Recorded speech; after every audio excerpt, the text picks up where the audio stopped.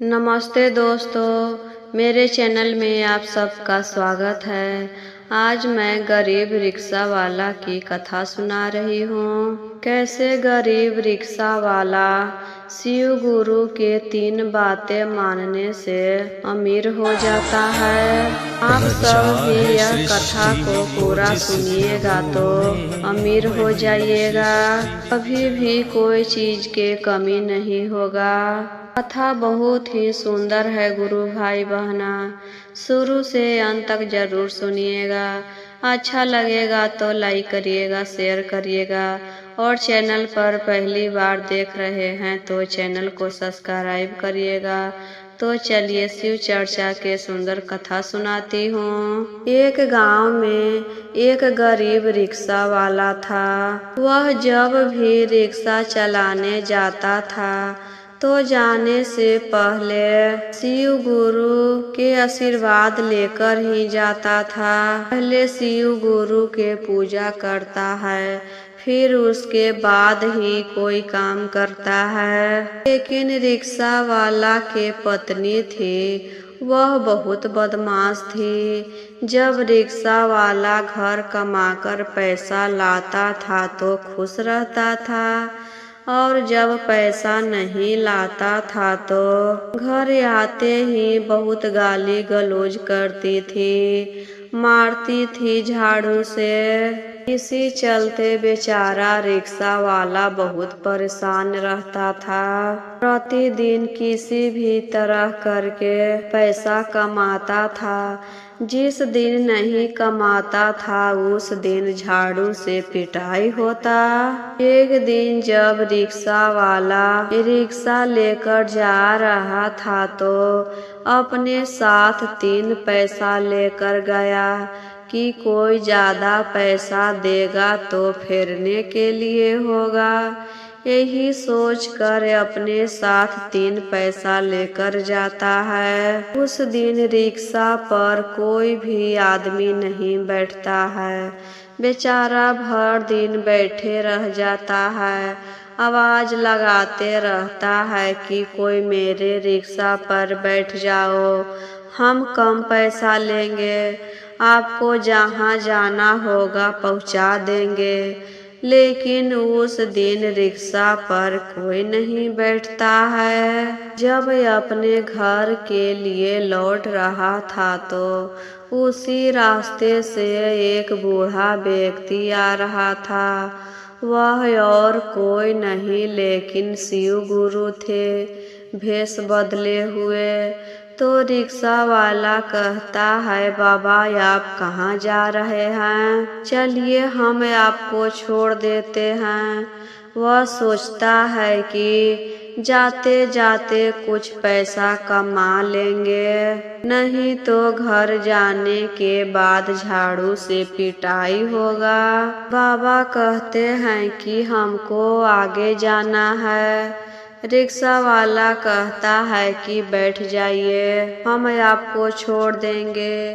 वह क्या सोच रहा था कि हमको पैसा नहीं मिलेगा, वह तो सोच रहा था कि 2 पैसा आ जाएगा।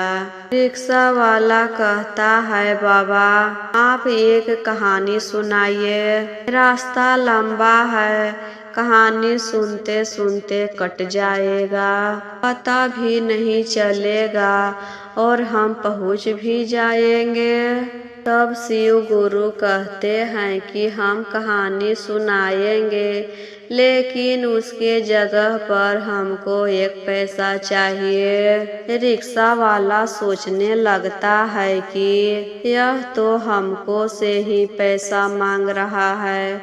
हम तो सोच रहे हैं कि रिक्शा पर बैठा है तो 2-3 पैसा आ जाएगा, और यह उल्टी हमको से ही पैसा मांग रहा है। चलो कोई बात नहीं, खाली रिक्शा ही लेकर घर जा रहे थे, उसी रास्ते से इनको भी जाना है, पहुँचा देंगे तो पुण्य ही होगा। वह कहता है कि ठीक है, सुनाइए, हम आपको 1 पैसा देंगे। वह तो सोच रहा था कि एक कहानी सुनते सुनते हम घर पहुंच जाएंगे, लेकिन यहाँ पर तो उल्टा हुआ। वह कहानी में कहते हैं 10 लोगों की बातें मानना चाहिए, बस हो गया कहानी। लाओ 1 पैसा। रिक्शा वाला कहता है, बाबा यह कैसा कहानी है? यह तो कब शुरू हुआ कब खत्म हुआ, हमको तो पता ही नहीं चला। ऐसा भला कहानी होता है। फिर अपने जेब में से 1 पैसा निकाल कर दे देता है कि हम कहे थे पैसा देने के लिए। फिर वह कहता है कि दूसरा कहानी सुनाइए, और इस बार बड़ा सुनाइएगा कि हम सुनते सुनते घर पहुंच जाएंगे। फिर कहते हैं कि दूसरा कहानी सुनने के लिए 2 पैसा लगेगा, दूसरा पैसा लगेगा 1 पैसा। ठीक है, सुनाइए, हम देंगे। दूसरा कहानी में कहते हैं कभी भी हर बातें अपनी पत्नी को नहीं बताना चाहिए, कुछ छुपाकर भी रखना चाहिए। कहानी पूरा हुआ। रिक्शा वाला कहता है कि यह कैसा कहानी है? यह तो पता ही नहीं चल रहा है, तुरंत भर में खत्म हो जाता है और कुछ समझ भी नहीं आता। वह कहा था पैसा देने के लिए, तो 1 पैसा फिर निकाल कर देता है। फिर तीसरा कहानी कहने को कहता है। शिव गुरु कहते हैं कि तीसरा कहानी सुनने के लिए अलग से पैसा लगेगा।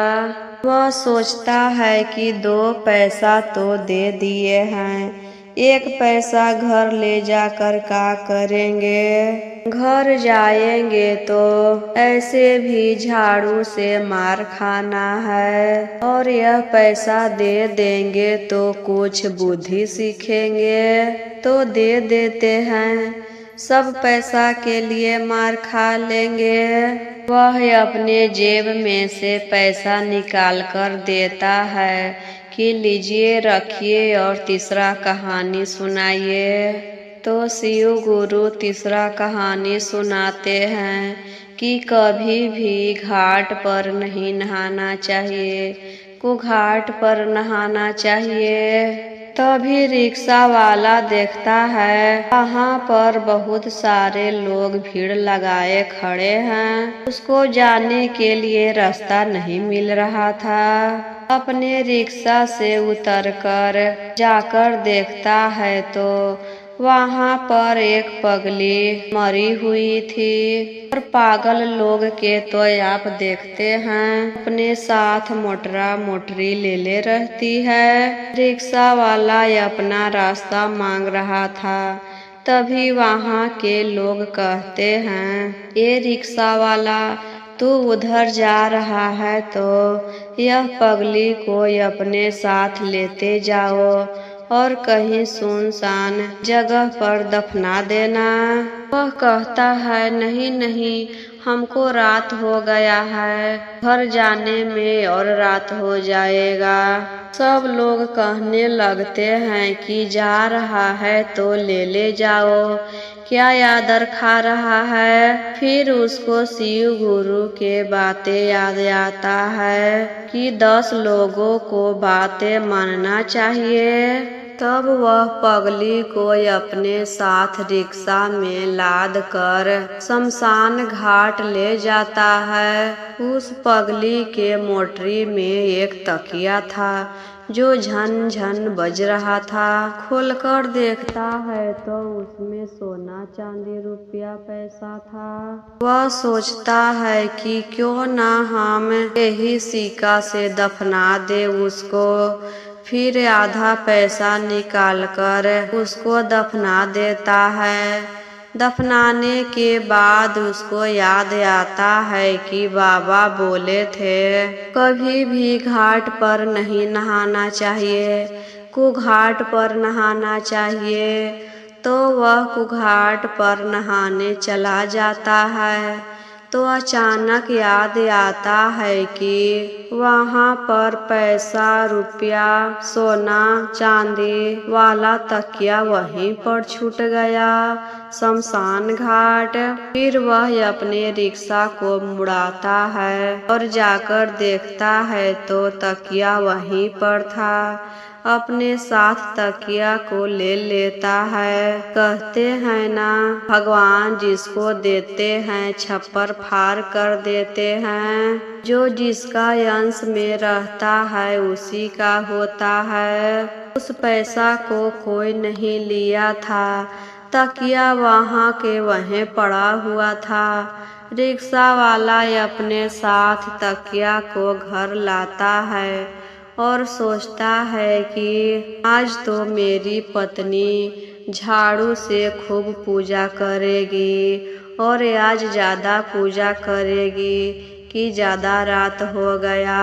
दरवाज़ा खटखटाता है तो देखता है कि पत्नी बड़े बड़े आँख करके गुर्रा रही है। तब वह क्या करता है गुरु बहना, तकिए में से पैसा निकाल कर उड़ाने लगता है कि पत्नी खुश हो जाएगी, नहीं मारेगी। पैसे को देखकर रिक्शा वाला के पत्नी शांत हो जाती है और बोलती है, अरे राजा जी, इतना पैसा कहाँ से लेकर आए हैं? इतना धन संपत्ति कहाँ से लेकर आए? हम तो आज अमीर हो गए हैं, आप तो आज हमको खुश कर दिए। उस दिन से रिक्शा वाला बहुत अमीर हो गया।